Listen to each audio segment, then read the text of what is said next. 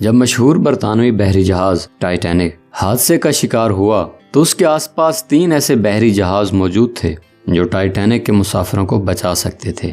سب سے قریب جو جہاز موجود تھا اس کا نام سیمسن تھا اور وہ حادثے کے وقت ٹائٹینک سے صرف 7 میل کی دوری پہ تھا۔ سیمسن کے عملے نے نہ صرف ٹائٹینک کے عملے کی طرف سے فائر کیے گئے سفید شعلے جو کہ انتہائی خطرے کی صورت میں فضا میں فائر کیے جاتے ہیں دیکھے تھے، بلکہ مسافروں کی آہ و بقا کو بھی سنا تھا۔ لیکن کیونکہ سیمسن کے عملے کے لوگ غیر قانونی طور پہ انتہائی قیمتی سمندری حیات کا شکار کر رہے تھے اور نہیں چاہتے تھے کہ پکڑے جائیں، لہٰذا ٹائٹینک کی صورتحال کا اندازہ ہوتے ہوئے بھی بجائے مدد کرنے کے وہ جہاز کو ٹائٹینک کی مخالف سمت میں بہت دور لے گئے۔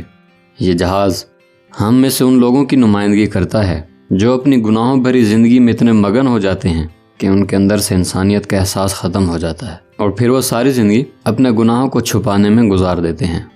دوسرا جہاز جو قریب موجود تھا اس کا نام کیلیفورنیم تھا، جو حادثے کے وقت ٹائٹینک سے 14 میل دور تھا۔ اس جہاز کے کیپٹن نے بھی ٹائٹینک کی طرف سے مدد کی پکار کو سنا اور باہر نکل کے سفید شعلے اپنی آنکھوں سے دیکھے، لیکن کیونکہ وہ اس وقت برف کی چٹانوں میں گھرا ہوا تھا اور اسے ان چٹانوں کے گر چکر کاٹ کے ٹائٹینک تک پہنچنے میں خاصی مشکل صورتحال سے دوچار ہونا پڑتا، لہٰذا کیپٹن نے اس کی بجائے دوبارہ اپنے بستر میں جانا اور صبح روشنی ہونے کا انتظار کرنا مناسب سمجھا۔ صبح جب وہ ٹائٹینک کی لوکیشن پہ پہنچا تو ٹائٹینک کو سمندر کی تہہ میں پہنچے 4 گھنٹے گزر چکے تھے اور ٹائٹینک کے کیپٹن ایڈورڈ سمتھ سمیت 1550 کے لگ بھگ افراد موت کے گھاٹ اتر چکے تھے۔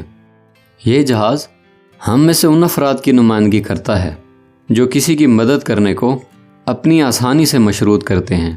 کہ جب تک حالات ان کے حق میں نہ ہوں کسی کی مدد کرنا اپنا فرض نہیں سمجھتے۔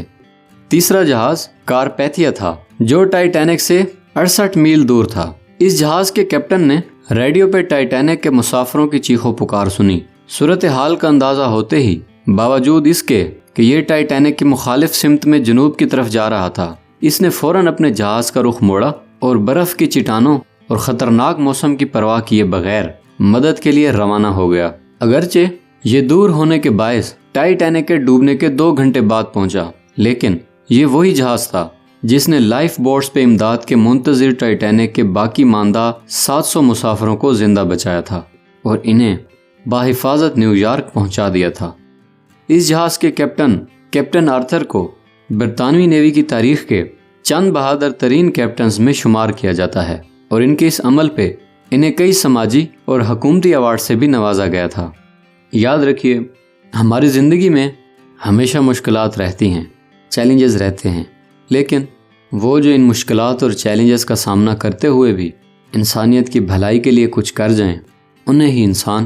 اور انسانیت یاد رکھتی ہے۔